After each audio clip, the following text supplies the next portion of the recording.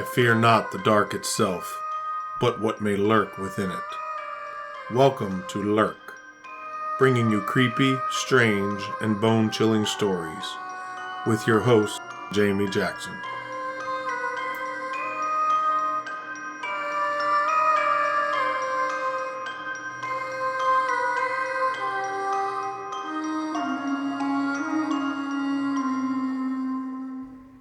Hey lurkers, welcome to this week's episode. This is episode number 100. Woohoo! Here is to 100 more episodes to come. I hope everyone had a good holiday weekend this past weekend celebrating Memorial Day. I spent the weekend catching up on a million chores that needed to be done around the house. And now that those are done, I'm starting to prep for the June 24th Sasquatch Saturday event in Sykesville, Maryland. I'm also prepping the studio for its new construction window that's going in sometime this month. Also remember that we have a Patreon account for those of you looking for more episodes. You can subscribe for $5 a month and receive bonus episodes along with a couple of other items. If you're a Missing 411 fan, there is a bonus episode about kids being kidnapped by bears.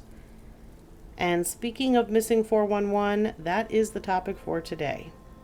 We're calling this the Scout Edition, though this is the second Scout Edition since we covered 2 scouts who went missing in Utah in episode 88. I'm not sure how many we're going to be looking into today, at least 2, and then we'll go from there. The first one up is the disappearance of Guy Heckle on February 3rd, 1973. Guy Heckle was 11 years old and a member of Linn County, Iowa's Boy Scout Troop 101. He and his troop were going on a weekend camping trip at the Kiwanis Cabins along the Cedar River near Toddville, Iowa, the weekend of February 3rd through 4th, 1973. On the evening of February 3rd, Guy was out playing Capture the Flag with members of his troop. Capture the Flag, as defined by Wikipedia, is a traditional outdoor game where 2 teams each have a flag, and the object is to capture the other team's flag, located at the team's base, and bring it safely back to their own base. Enemy players can be tagged by players in their home territory. These players are then, depending on the agreed upon rules, out of the game, members of the opposite team, sent back to their own territory, frozen in place until freed by a member of their own team, or in jail. One variation of the game includes a jail area in addition to the flag on each team's territory.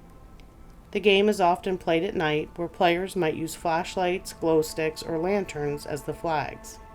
I played all the time with my cousins, and typically in the evening or at night is definitely better. And we did play the jail version, where we had people in jail and you could come in and do a jailbreak and break everybody out. Oh gosh, it was great fun. So the scouts were playing Capture the Flag in the growing darkness, and Guy was in the process of finding a spot to hide his team's flag. And that's when he disappeared. But no one noticed until 8 p.m. at bed check. The scouts and leaders immediately began searching the area, and after finding no sign of Guy after an hour and a half of searching, they finally called in the sheriff's department. This was about 9:30 p.m. Law enforcement arrived and searched until 2:30 a.m. Sunday, February 4th, then resumed again at 7:30 a.m. There were 500 searchers on Sunday. In addition to the 500 persons on foot, a helicopter, airplane, all-terrain vehicle, and horses were employed for the search. Searchers included law enforcement, individual volunteers, citizen band radio clubs, Boy Scouts of America troops, church groups, fire departments, and the Iowa Electric employees. The area has many ravines, gullies, and backwaters, and there was some concern he could have fallen off a drop-off into the river. He'd been wearing a light blue nylon quilted parka, striped multicolored maroon jeans, and boots. On Sunday, February 4th, a searcher found the boy's blue parka, still zipped at the bottom, snagged on a log along the river's east bank. Heckle's mother, Nancy Heckle, identified the coat as her son's. The search was called off once darkness fell and scheduled to resume the following day. On Monday, 250 searchers scoured the area, along with a bloodhound and a special search and rescue team from California. The Sierra Madre Search and Rescue Team from California brought 13 experienced searchers in and were in charge of directing the search operations. They had been flown in by the Air Force. Though the weather was mild at the time of the campout, snow arrived shortly afterwards. Searchers were hampered by muddy grounds and rough terrain. Heavy equipment was brought in to chop up the thick ice on the backwaters so the Hawkeye Scuba Club could dive looking for Guy's body. They found nothing.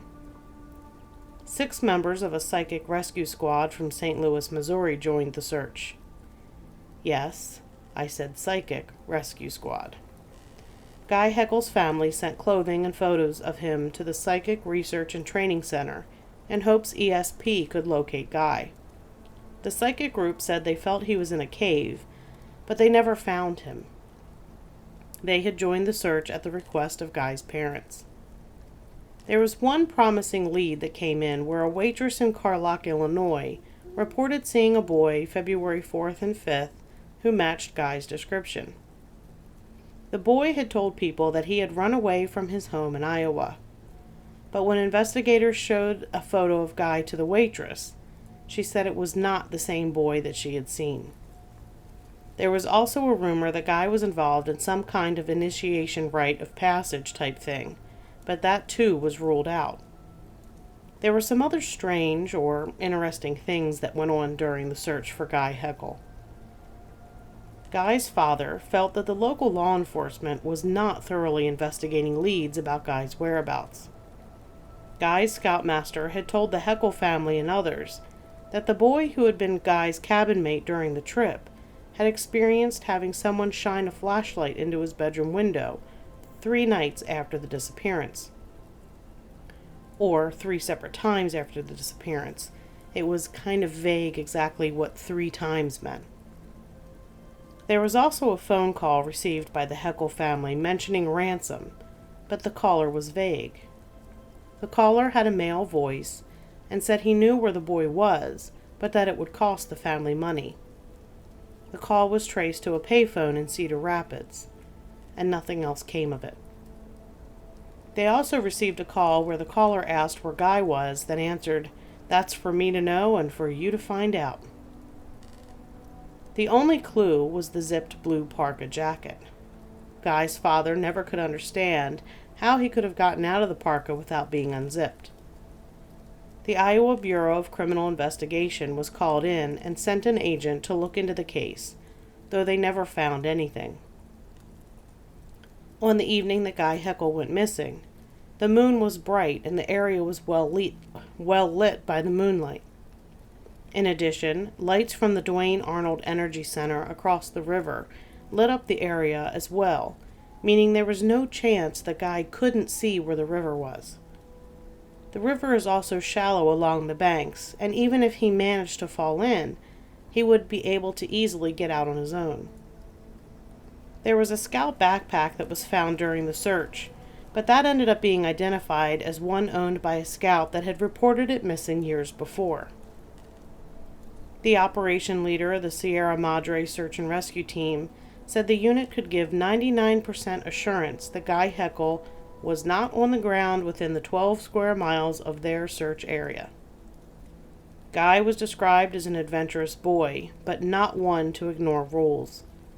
School officials considered the boy a good student. The blue parka remains the only known trace of evidence ever found in Heckle's mysterious disappearance. According to Mike Mason, Guy Heckle's cousin, the family always thought there was more of a chance foul play was involved versus the drowning theory, particularly since the boy's body was never recovered. Heckle's disappearance also coincided with a number of 1970s media reports about Iowa Boy Scout leaders allegedly molesting troops in their care.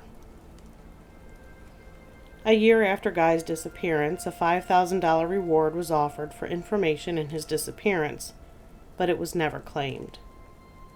For years, the Heckles had kept Guy's room the same as it was when he disappeared, but eventually turned it into a spare bedroom. They'd finally given away most of Guy's toys and clothing, but said they had kept a Boy Scout shirt similar to the one their son had been wearing when he disappeared. The couple had conducted their own search for Guy for more than a year after he went missing, and would go out after work each day and on weekends, sometimes searching with a boat. Nothing has ever been found. Our next case is that of Jared Negrete, 12-year-old who went missing July 19, 1991.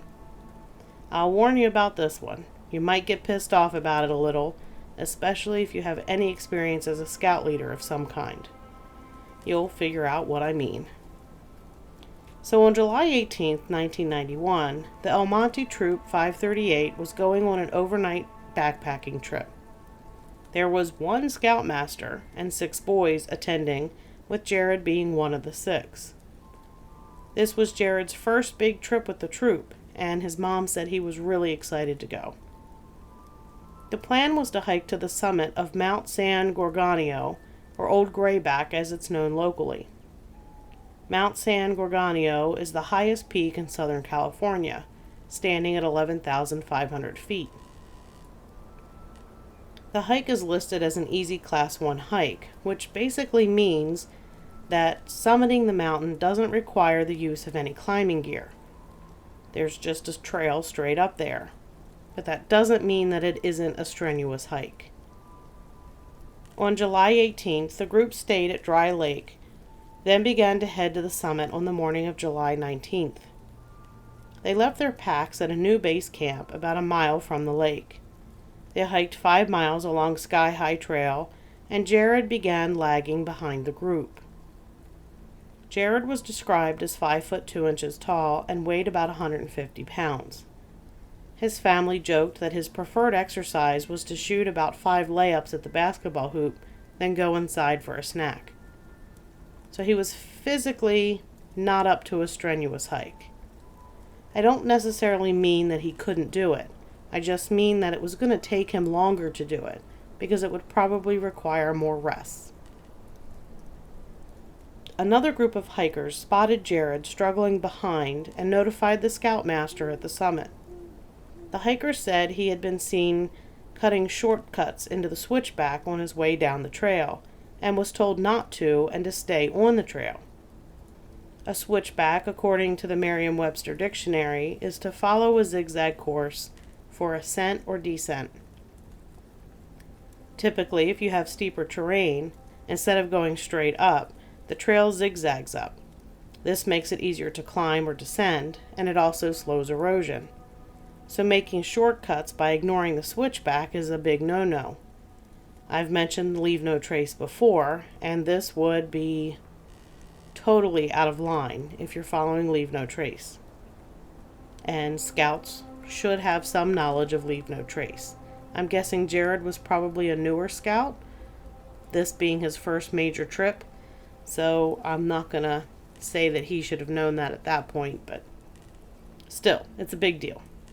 It's also dangerous making shortcuts through switchbacks, especially in this area because the terrain has a lot of loose, slippery rock and gravel. The scoutmaster, who was an experienced hiker, told the hiking group that he would pick up Jared on his way back down. And when he finally was able to descend to get Jared, Jared was gone. Another version said that the scoutmaster had told Jared to wait on the trail for them, and they would come back and get him on the way back down, and left him there alone. As soon as the leader discovered Jared was missing, he accompanied the other scouts back to the base camp, then hiked 5 miles in the dark to get help. More than 2,000 searchers were involved in looking for Jared in a 130 square mile area. The searchers included 40 search and rescue teams from 6 counties who put in a total of 40,000 hours of searching. Helicopters, ATVs, dog tracking units, and infrared technology were all used. The search lasted 16 days and cost $500,000. During the search, a number of things were found. They did find footprints that matched the footprint of Jared's shoe, and used that to help pinpoint a search area. The trail they picked up indicated that Jared was headed down, which also coincided with what the group of hikers had mentioned. They also found a pack and some beef jerky and candy wrappers. And eventually Jared's camera was found. There were about a dozen photos on it. Most of those were landscape photos, but the very last photo was taken at night, and it showed Jared's nose and eyes. Basically, in the days before selfies, he was taking a selfie. He had turned the camera around, roughly aimed it at his face, and only caught the top part. It was said that the area was full of loose rocks, slippery slopes, ravines, and areas of thick vegetation. But if you're staying on trail, you should be fine and have no problem. At the time of his disappearance, he was wearing his khaki scout uniform shirt and green uniform pants with high-top Pro Wing sneakers. He also carried a 2-quart water canteen. There was a water bottle found, and the search focused in that area until it was determined that it didn't belong to Jared. Jared's mom was involved in part of the search, calling out for him over a loudspeaker from a helicopter flying above. By August 5th, the chance he would be found alive was 0. One of the parents of one of the scouts on the trip mentioned that there was a race and that was when Jared had been left behind. Somebody said, "Let's race to the top," and they all took off, and Jared was left. Logan Clark, private investigator, claimed he had leads that indicated Jared was abducted, but Jared's parents discounted those claims. I never was able to find out what those leads were, or if there were ever actually any leads at all. There were a lot of ideas about what happened. Some people said he might have stumbled onto a marijuana grow operation and met with foul play. Animal attack was basically ruled out. Bear scat found in the area contained no human remains, and there were no signs of any kind of struggle. In case you're wondering, the scoutmaster, who had been involved in scouting for 15 years, though had only been this troop's leader for 5 months, did not follow certain rules. One major rule that he ignored is the 2-deep leadership. I wasn't sure if this was a rule back then, but it turns out that it was, and not following it's a pretty big deal. It basically means that on any outing or meeting, there must be 2 adults with the kids at all times. One of those adults needs to be a registered leader, and the other one, based back in the 90s, could be another adult age 21 or older. And at no time is one of those adults allowed to go off with the scouts without the other person with them. Nowadays, the rules are even stricter, with both the adults required to be registered leaders within the Boy Scouts of America. The other thing is that he ignored the slowest hiker sets the pace rule. In a group of scouts, you only go as fast as your slowest hiker. That way, everyone is together and no one is left behind. And you sure as hell don't intentionally leave a scout on a trail alone. I've done a couple of backpacking trips with scouts. On both, I was the slowest hiker, which is not a surprise. Scouts were allowed to go ahead, but they needed to be within a certain distance. They had to be in sight. They knew to look back and check, and the leaders made sure to call them back in the event they got too far ahead. I haven't lost one yet. That's going to do it for this episode. Remember, there are bonus episodes on the Lurk Patreon that you can access for just $5 per month. And I think we're going to be adding some behind-the-scenes footage as well in the future. So be sure to check that out. You can find Lurk wherever you find your other favorite podcast, and at lurkpodcast.com, where you can also find links to our socials, along with a link to this Patreon account. Don't forget, June 24th is coming up fast. That's the Sasquatch Saturday in Sykesville, Maryland. I believe the time is 11 a.m. to 3 p.m. If you're in the area, make sure you stop by. Also, August 26th is the Reynoldsville, Pennsylvania Bigfoot and Paranormal Expo, and September 30th is the Whitehall, New York Bigfoot Festival. Mark your calendars and stop on by if you can. And until next time, keep lurking.